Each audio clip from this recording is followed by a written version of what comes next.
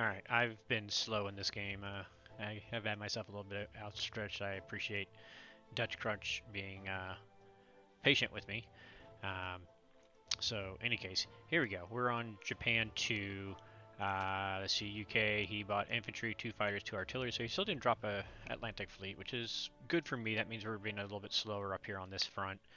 Um, of course, this is the game I forgot that I flat out lost Ukraine there, and so this is gonna be ugly. So Eastern Europe's gonna be ugly, but at least Western Europe will be kind of okay.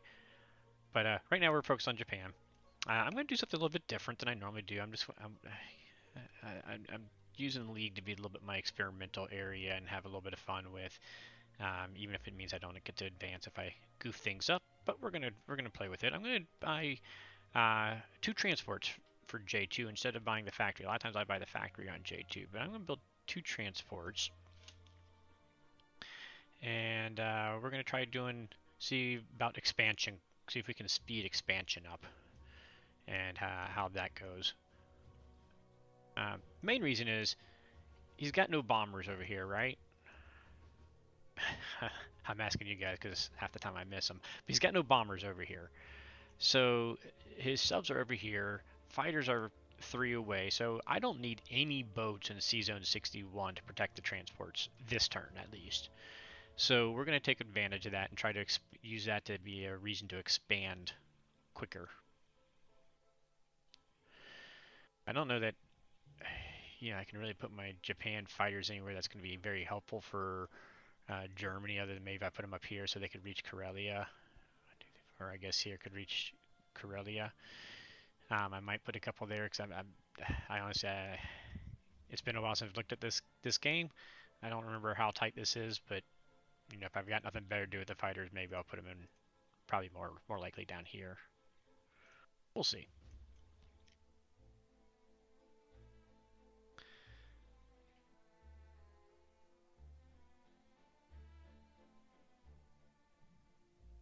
Okay, yeah. So I think I'm going to come over here to C Zone 50. I just making sure that bomber couldn't reach me. Alright, so yeah, here we go. We're going to purchase 5 infantry, 1 artillery, and 2 transports. A little bit different. I want to see how this goes. So we are going to grab these, of course. We're going to grab that. We're going to grab that, of course. Here. Da -da.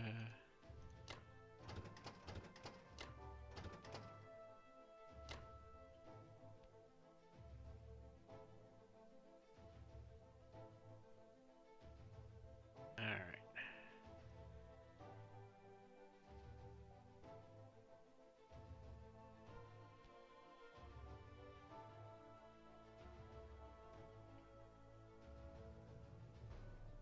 Just checking what all my other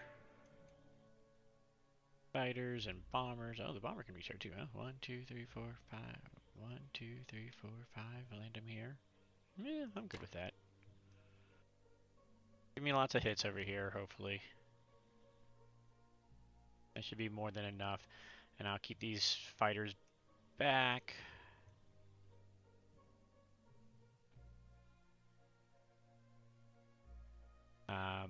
So that I can land them forward or elsewhere. I'm not really worrying about putting pressure on India because, again, since he's not building the fleet here, he's got a lot of fighters that he can bring in, and the J3 India just feels like it's not really that much of a chance. But I do want to keep... I'm going to do my best to keep it where... Oh, yeah, fighters here can't reach India, can they? That kind of stinks. I want to keep as much pressure on it as I can so that he has to keep his units pinned there at the very least. But,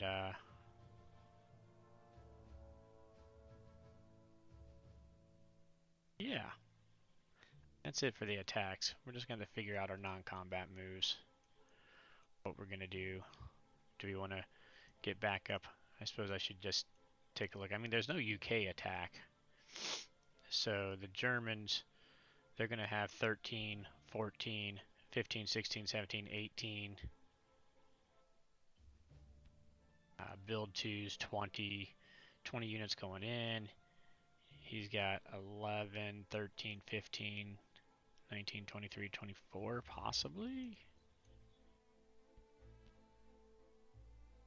No, and these guys coming back, although I think he'll do more down here.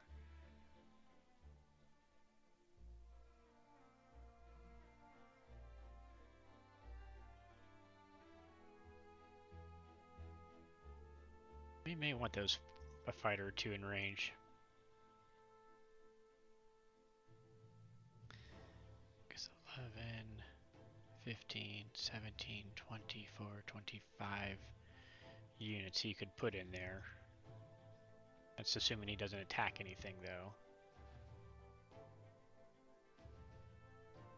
14, 15, 16, 17, 21 versus 21, and I could fly a fighter or two in there if I need to, although I don't really want to do that. Because I want to keep them up here, because that was the whole point of this, is to keep his fleets kind of messed up here. So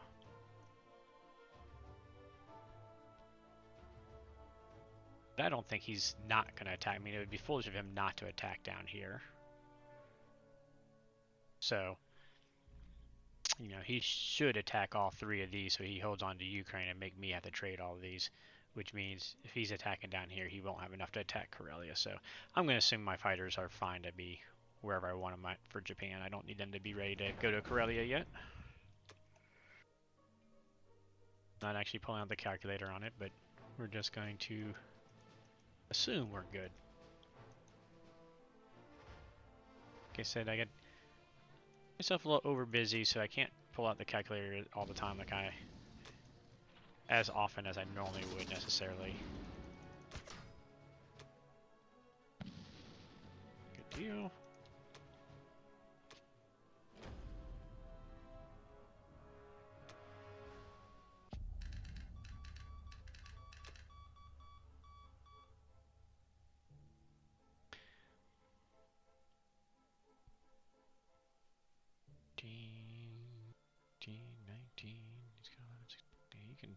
He could backtrack into China if he wanted to, and he's got a lot of infantry there, so we're just going to leave that as is.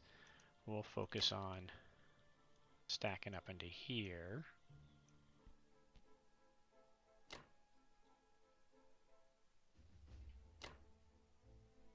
Keeping them here. Well, really no real benefit to that, is there? Other than one, two.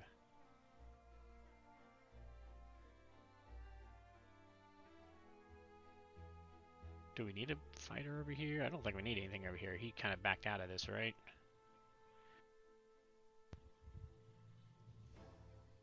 That'd be the main thing of the fighters on the carrier here. I could bring him over here to help support Germany with whatever I decide to do with Germany. Said I don't think I need him up this way, and we're not going to make enough progress to push up here, so we'll keep the fighters up here just so that we can have them there and then also be flexible to come back. Gonna do this for some island pickups.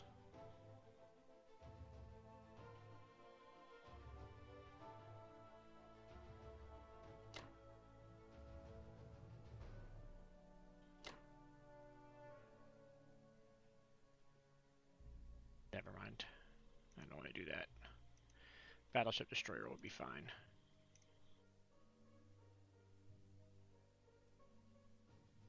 Main reason being because again, I want to keep as much pressure over here on India, so I want to have. Well, let's just see what we got. I should have thought all this out beforehand. I apologize. I'm just making this up as I'm going. Perhaps I should have been thinking sooner.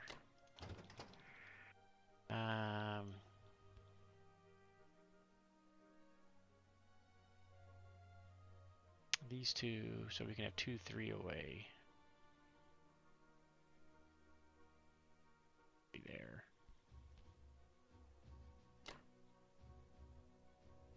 Do want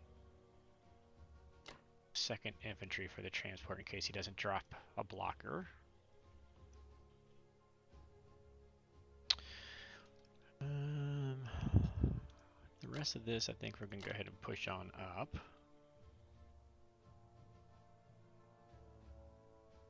So now it's just where do we want all our fighters and my other carrier at? I could bring them out here and make sure that we take this well and easy.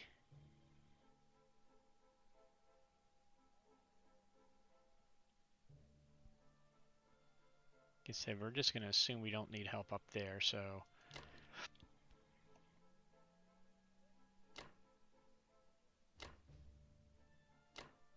takes one fighter away. But then I got, let's see, here we have 3 fighters, 2 on 36, so we still have 5 fighters and a bomber, putting pressure, 3 transports at least, so we got some pressure on there at least. Again, just double check, I don't need to protect season 36 or 60. You cannot reach that with anything. Yeah, I think we're okay.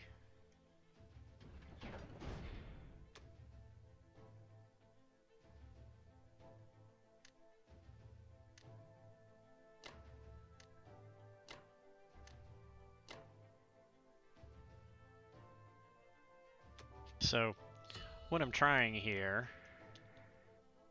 is, I couldn't go, I'd love to have gone to like 52, right? Actually, I guess I could have gone to 59. That may have been a little bit better move, now that I look at it. Because then I could be threatening Hawaii here and here. But I was thinking about Australia, but I didn't even pay attention. In fact, he only had 2. This way, though, if he doesn't put a destroyer blocker here, which he probably will, and I probably should have had a destroyer. I got the one destroyer left. So that could be a bit of a pain, you know, because I may have to risk air or just let it live. We'll figure that out. But if he doesn't put one here, then I can bring my transport over to Madagascar. I can bring it over here to help support these guys, and then this transport can worry about taking care of Australia and then going back up. Most likely he'll put a destroyer blocker, is my guess, and then these guys will come here. These guys can go, you know, here. I can go here. I can go here. I can go here, and then work the back loop to let this transport come to 38, and then work the front loop and see if we can get our money collectors as fast as possible. That's what I'm looking at. So, plus we're taking guys off the islands. I always like taking guys off the islands as soon as we can. And we still have 4 transports. We still got 8 good units to shuck over next turn. Next turn we'll be able to build a factory. We've got 39, so we'll be able to build a factory and 8 infantry.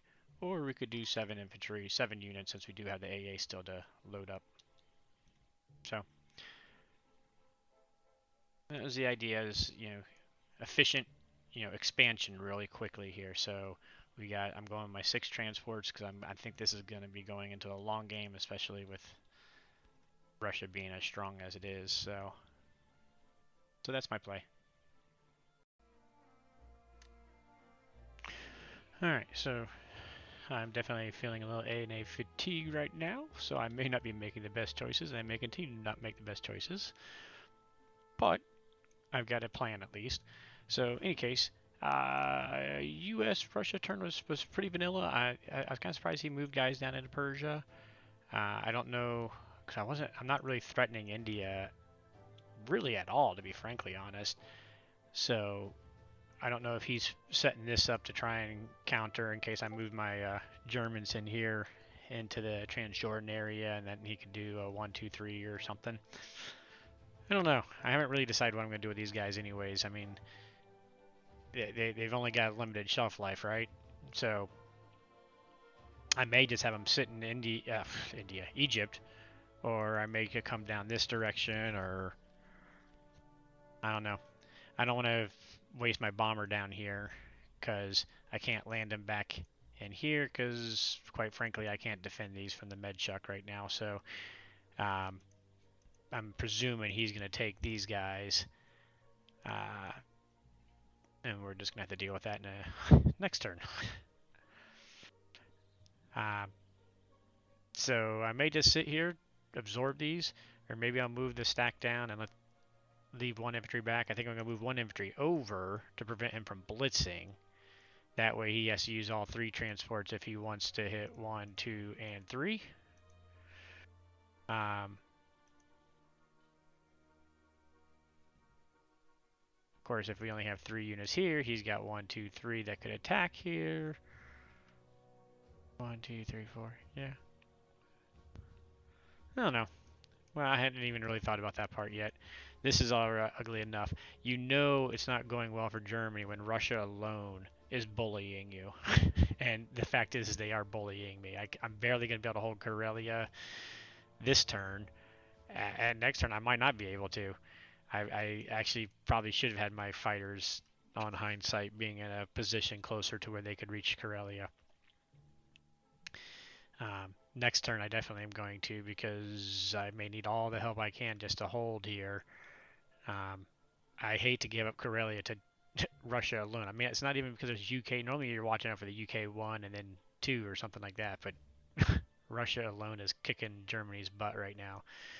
But on the positive side, my Air Force is doing its job and making him very limited what he's doing, putting everything down into C-Zone 13 for a turn. We'll see what happens from here. So interesting, I'm going to buy 12. I'm going to save 5. There's no reason for me to build in Italy. I'm pretty much just giving it to him. I hate doing that, but hopefully it's only 1 turn I'm doing that. I'm going to shift my stack from Northwest Europe to France. It means I take pressure off of West Russia, but the fact is I'm just trying to defend against West Russia, not even bother putting pressure on it. I mean, he's beating me there. So we're just trying to defend that. So we're going to move this stack here. We don't really need as much pressure on C-Zone 3 right now. So that should be fine, and it protects France from this. Plus, next turn they'll be able to shift on over. The infantry I use there can shift on over to Italy to help start doing a shift stack pivot type idea. But the problem is I'm going to be very poor in infantry for this and defending up here this turn. We're going to do what we can. So the reason I'm saving 5 is because right now I have 34. So that would give me 39. If I get 2 of these 3, I hope to get all 3, but if I only get 2 of them, that would give me 43 IPC with my 12 production spots. That could give me 11 infantry, another fighter maybe. I've never played heavy air Germany before. It probably is not a smart thing. I admit it. I just readily admit it. But I've been always wanted to, because I just want to see how he continues to adapt his fleets, because it's obviously it's already giving him headaches with the fleet. So hopefully we can continue to give him headaches. So I'm going to need 2 fighters over here. Oh, that's not what I meant to do. Oh, yeah, it is.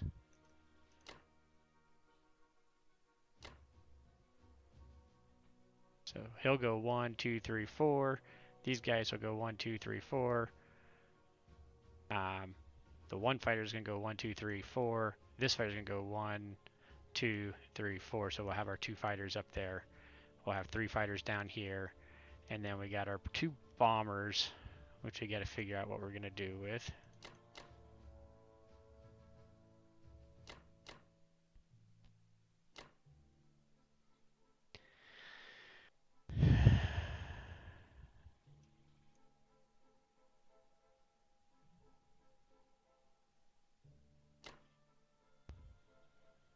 So do I send the second bomber to help clear out the this guy, or do I send another one just to make sure we really hit this guy, and maybe switch that artillery over to an infantry instead, save the artillery?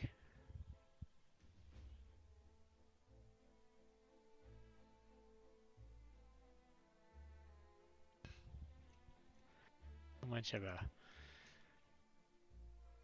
difference does it really make, right? With the 2 infantry,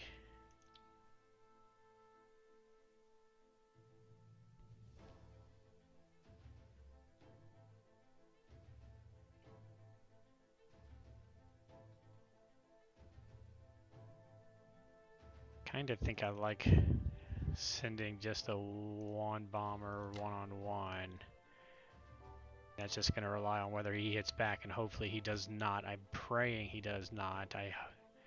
Everything I got, You know what? Why don't we? No, because I'm using the infantry from here. Yeah. I'm just going to pray with every bone in my body that he only gets one hit, because I need that other infantry to head up this way, because I need two up into Karelia. Boy. Not a happy camper right now. We need more infantry. So what am I going to do down here? I mean, I think attacking TJ is pointless. I either go all in, or I just sit.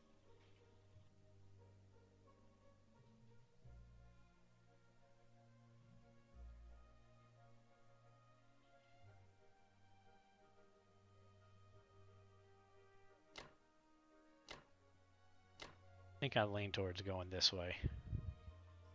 Make him at least commit another transport this way, commit some troops this way.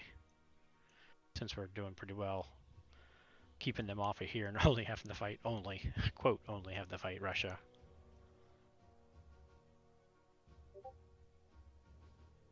I feel like I'm missing something here. What's missing here?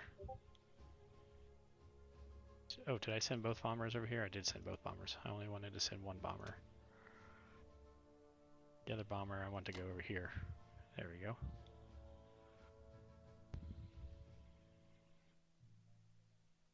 I'm going to leave this one just in case I decide to leave one here and put 3 here. I haven't really looked at this. I mean, that's what attack of 8, and I would have a defense of 7 if I don't get hit, but one of his is an air. We're going to have my bombers are going to be here. 1, 2, 3, 4, 5. So I could counter there potentially. We'll just see what happens there.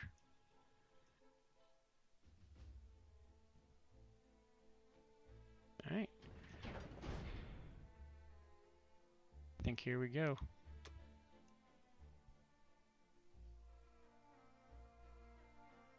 Let's get the big one out of the way. Well, they're all big. I need to kill him and no hit back this time. Alright, there we go. We got the kill. A 5 here. Yeah. How about those How about those awesome prediction skills of even calling the dice? We need a nice clean kill here too.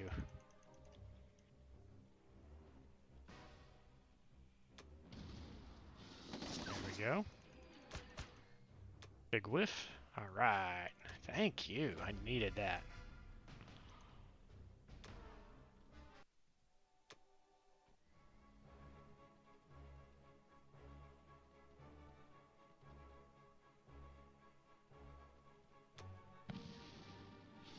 There we go. Nice. Nice. That'll be nice for also being able to retake South Europe next turn or Ukraine. So that'll be nice.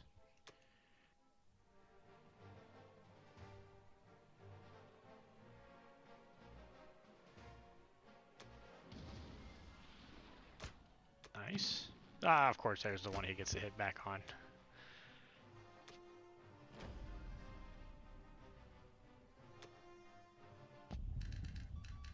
So I do think I need to force this guy in, and instead of blocking him, I may just bring him this way for a backup. Oh well, whatever.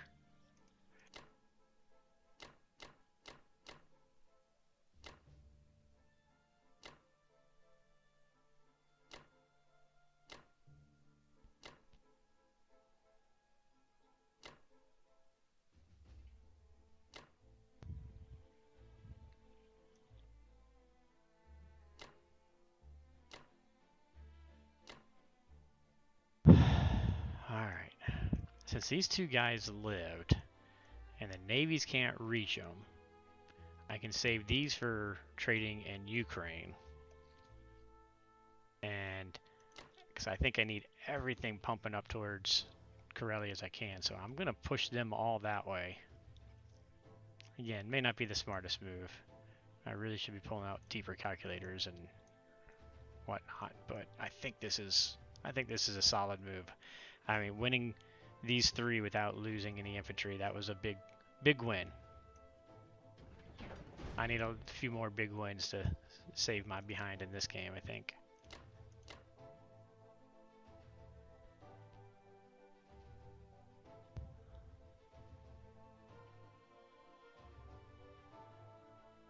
Do need to make sure I got...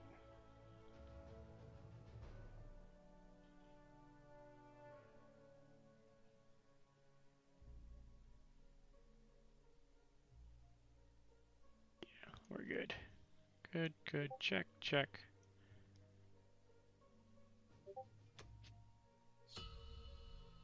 Alright.